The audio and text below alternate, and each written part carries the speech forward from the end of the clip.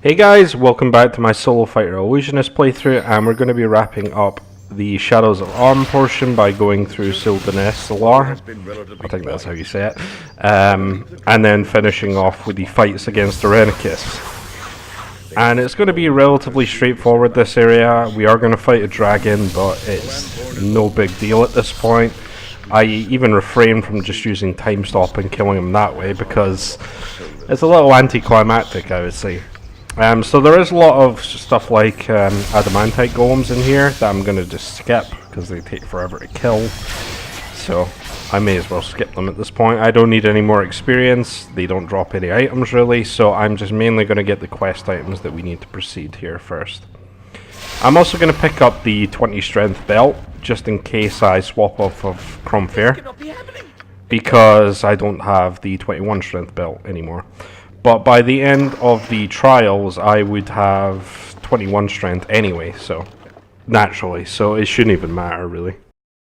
If it must be done.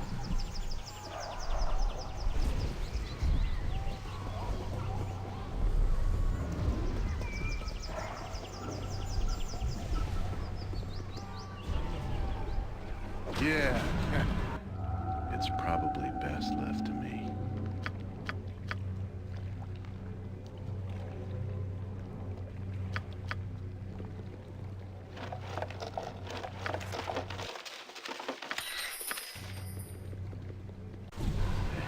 Not a concern. I hope this is worth it.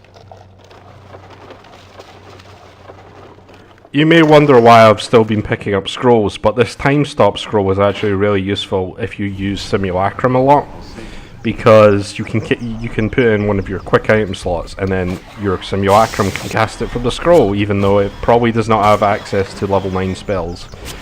So that is one difference between the multi and dual class I didn't mention, is the dual class simulacrum will be a lot higher mage level, so the simulacrum will be a lot better.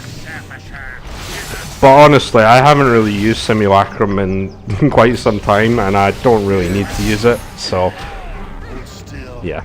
There's me breaking out the Greater Whirlwind attack for killing that mage there. Just with the Staff of the Magi, it's just so easy when you can dispel him immediately.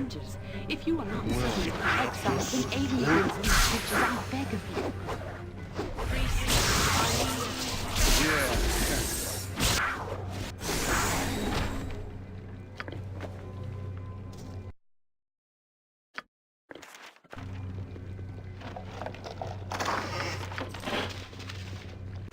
I hope this is worth it.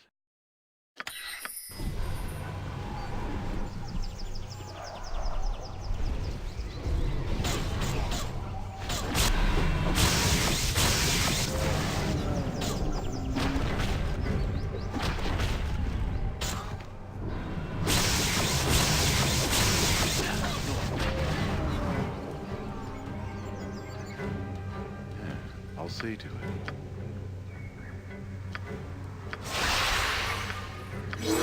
So this dragon fight is going to be really straightforward. I use improved haste and I use spell immunity abjuration because he does cast something like remove magic, and I don't even bother trying to dispel him at all, even though he does have stone skin up. I just pretty much go through all of them, and you'll see me doing like 40 damage to him there with crits. But one interesting piece of loot that he does drop, and unfortunately he does cast insect plague, so you are going to take some damage from that. So I would make sure you do all your buffing before the fight, because that is definitely going to interrupt your spell casting. But as I was saying, the item he drops is the Blade Singer chain, which is actually decent armor for a spellcaster. You can also upgrade it in Throne of Ball, which I'm probably going to do just to have it. The Robe of Vecna is probably not going to be getting switched out, I'd imagine, but it is a nice option to have because you will have, I think it has a 0 AC when you upgrade it, which is great for something that allows you to cast.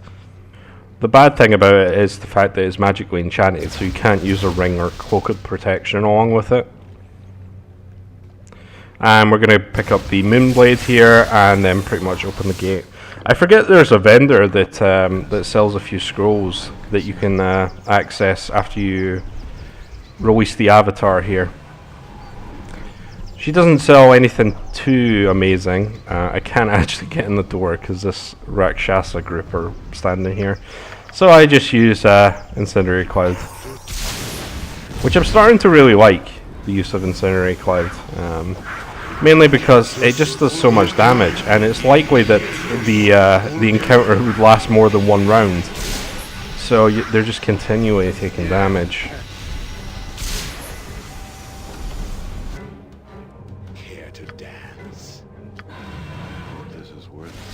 I'm going for the mage here first because I believe he has time stop and maze or imprison, so he's the most dangerous here. Obviously, everything else I can kind of just melee down and use buffs. So at this point, really, mages are the ones that are going to be the most threatening to me in terms of enemies.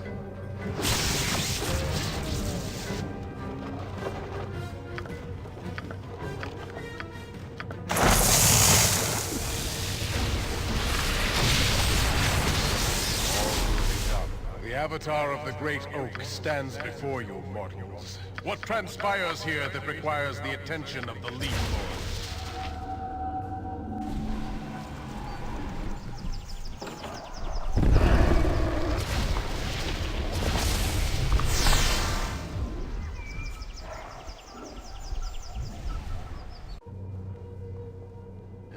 I'll see to it. What is it? You have my greetings, faithful one. It does look like this vendor also has a higher markup for selling stuff to them. But aside from a couple scrolls, and honestly, there's not that many higher level scrolls there. Nothing really to buy on my end here.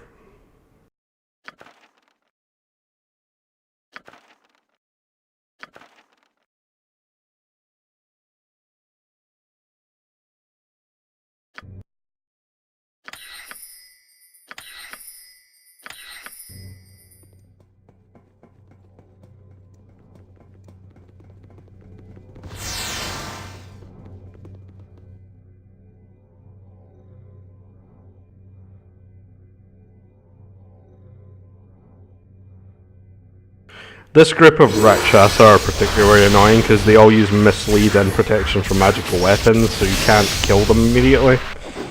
So I kind of just wait out the 4 rounds before I'm able to hurt them at all. Hold still. No.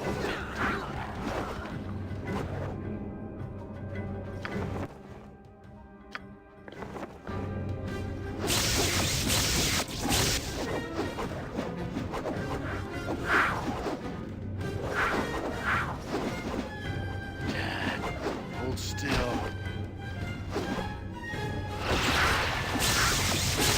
I end up picking up the True Sight and Mislead scrolls here. I think my Simulacrum can cast level 6 spells, but I don't think he can actually cast much higher than that.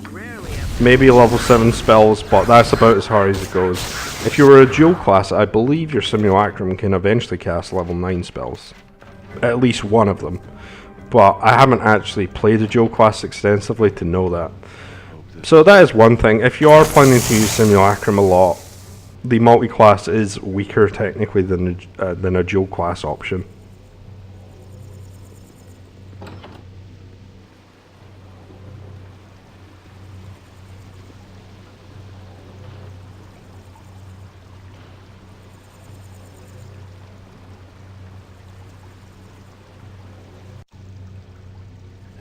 I'll see to it, yeah?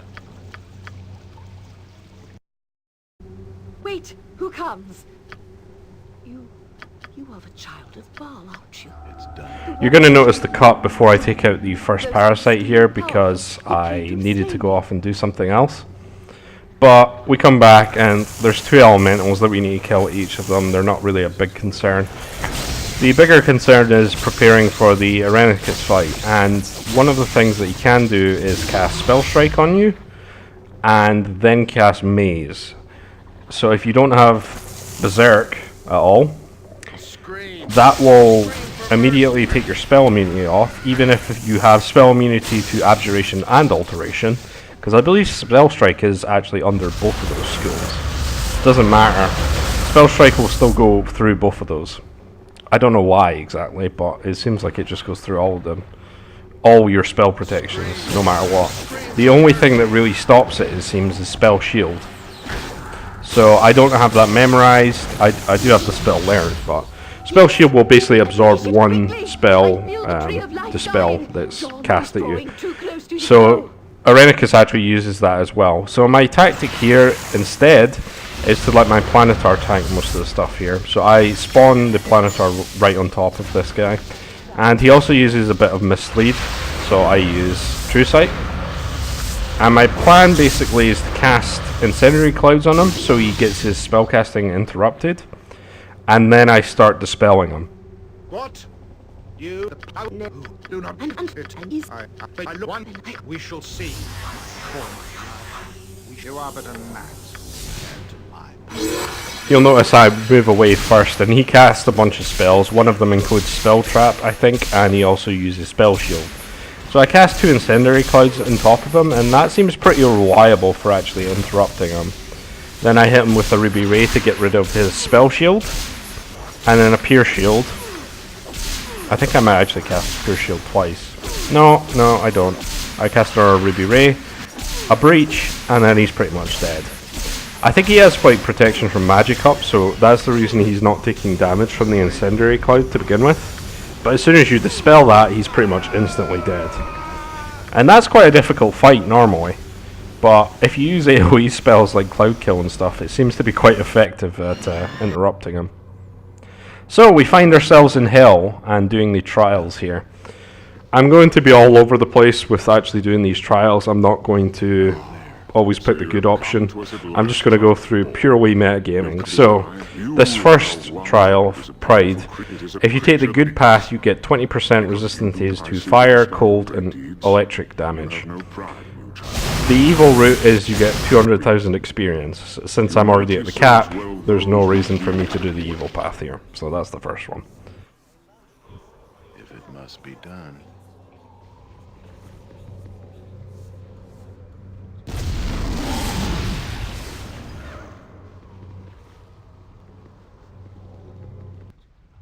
The next trial is Fear. From doing the good path here, you will get immunity to +1 weapons or less, which is not very useful when throwing a ball. And doing the evil path, which I take, you get +2 to your constitution, and you also get the Cloak of Bravery, which gives you immunity to fear and panic if you use it. I also make sure to use spell immunity Abjuration here, and you'll notice I'm actually checking to see if those Elder Orbs do dispel me. I can't find the icon right now, but no, the immunity does stay. I'm worried about the Elder Orb casting Imprison on me, obviously, but I don't think they even bothered, so yeah, the evil route in this trial is pretty obvious, to be honest. The constitution I'll get from it is fairly irrelevant anyway, but the other bonus is even more irrelevant. Hey, not a concern.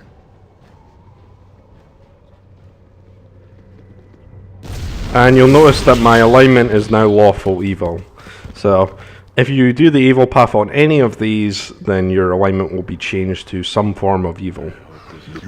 The next trial is Selfishness. We're going to be doing the evil path again. If you do the good path here, you will get 10% magic resistance at the end, but you will lose 1 dexterity, 2 HP, and you will lose 75,000 experience, which I don't think matters for us, but if you take the evil path, you'll get 2 bonus to your AC.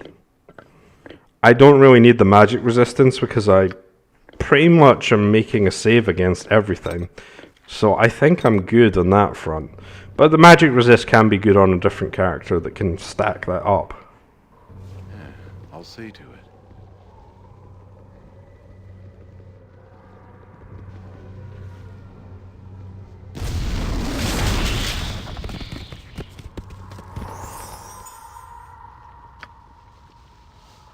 I end up bringing out Soul Reaver here just to have a little bit of fun.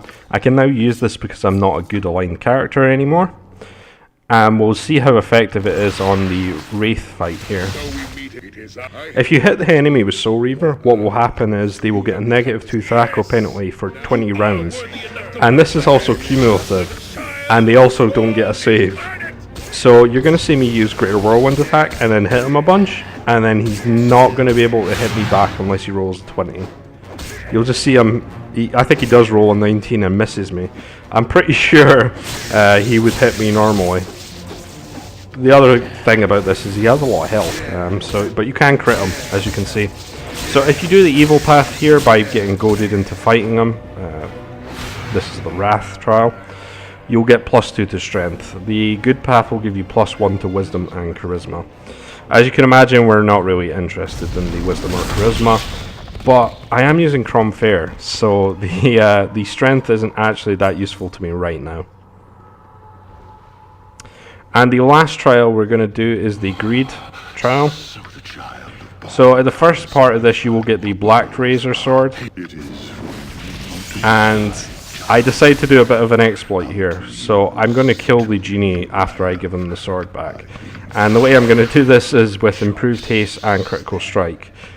Probably a better way to do this is with time stop, but it actually works out where I deal enough damage in a couple of attacks to kill him. So I give him the sword back and then I immediately attack him before he leaves. It is an exploit because it will get you the good reward for this, which is -2 to all saving throws, which is quite useful. If you go the evil path, you're meant to be able to keep the sword normally, and you'll also get +15 to your HP. I never really actually showed the sword here, but basically what it is a +3 sword. It will give you a 15% chance of draining 4 levels, healing by 20 hit points, and you will also haste yourself for 20 seconds and increase your strength by 3. So it's a really good sword, but it's only usable by evil characters. And we're on the final fight here of Shadows of Amn. It's actually really easy for us, because I just use time stop to take out his bodies to begin with. I use True Sight, and then I just use Greater Whirlwind with the Staff of the Magi, and he literally has no chance to do anything here. Just gets absolutely destroyed.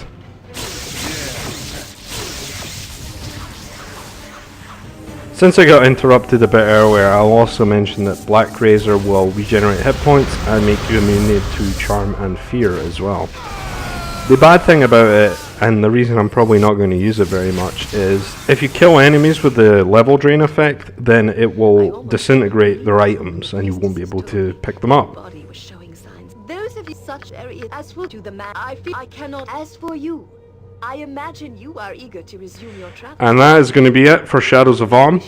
I hope you guys enjoyed, Look forward to your and we're going to be picking up and throwing a ball.